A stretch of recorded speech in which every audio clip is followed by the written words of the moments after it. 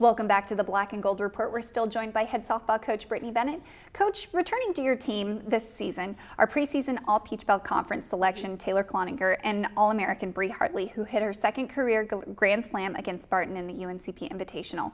Are they going to be your go-to hitters this year, and how have their skills improved from last season to this season? Well, absolutely, they're our go-to hitters, but the problem is I got to have people that can hit in front of them and that can hit behind them. So we're really trying to put them in the lineup where we have people that can move them and get them across home plate.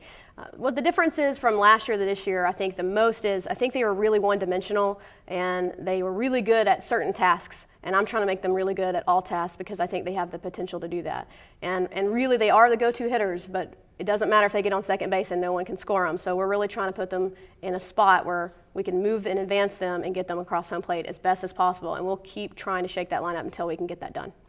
Well, you're no stranger to the Peach Belt Conference, having worked at Georgia College before making your way to Pembroke. So who do you think will be the teams vying for this top spot in the league? And who is on your radar that you're determined to get wins from?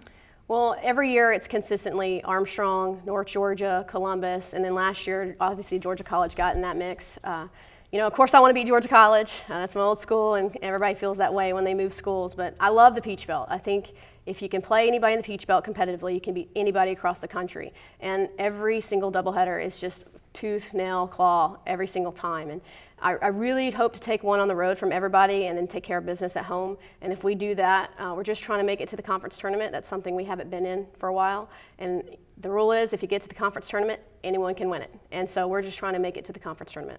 Well, you have a pretty balanced schedule with home and road games, but you'll have a portion of your PBC schedule with 10 straight road games. How difficult is it playing on the road, and how does it change your game plan heading into those games? I don't think the game plan ever changes. I think it's pretty much that you try on the road to split as much as you can. With us only playing 2 games, you try to take one. If you get 2, you're lucky in this league. And the plan is just to show up, get off the bus, and make sure that we don't let the outside influences have any kind of effect on us.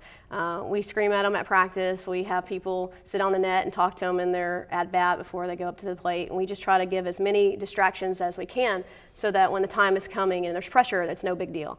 The road, it's hard to play on the road. It's hard to play that many games on the road, but I think you kind of get used to it. So being on the road that many games in a row, I think is just something that we're going to tell them, we're going to plan for it, and we'll be fine. Well, each coach is different in the way they approach a season or a game, as well as their overall philosophy. What's your coaching philosophy, and what are the goals you set not only for yourself, but for your staff and for your team? Well, I think really it's more about the team this year. I think every single thing that I've invested is into this team and the staff and making sure that we're doing all the right things. It's really, really important to me to really get them back on the map.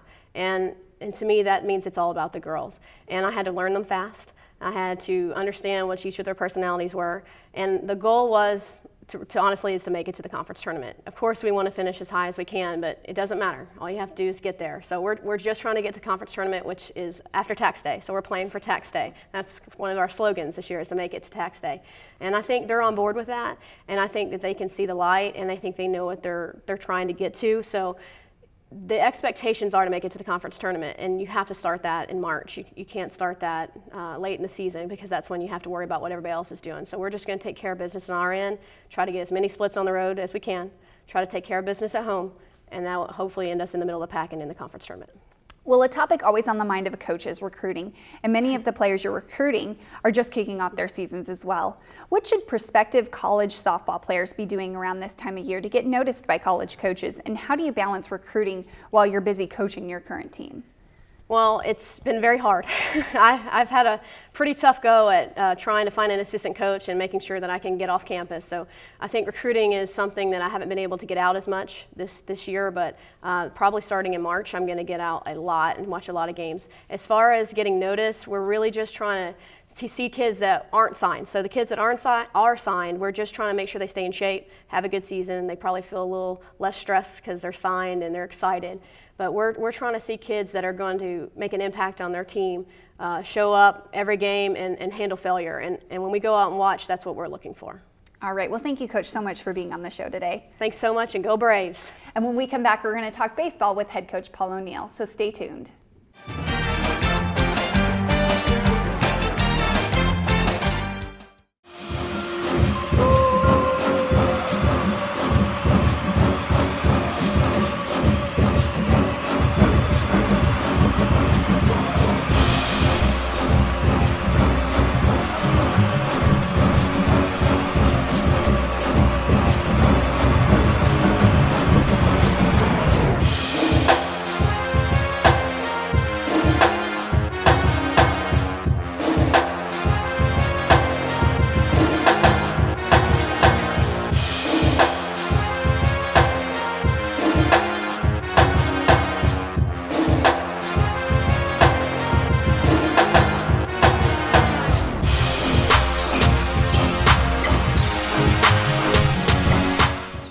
Each year, Each year, Hundreds of student athletes come to UNC Pembroke. not just for the quality of education, but to compete successfully in college athletics.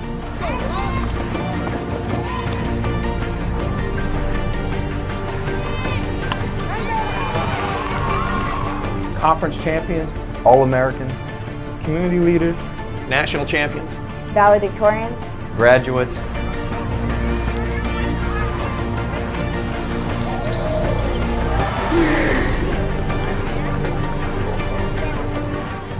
but these achievements are in jeopardy. None of it would be possible without your support. We need you to be a part of our team and support our Braves Club annual fund. help our student athletes to continue to exceed expectations, strive for competitive greatness, and develop into successful adults.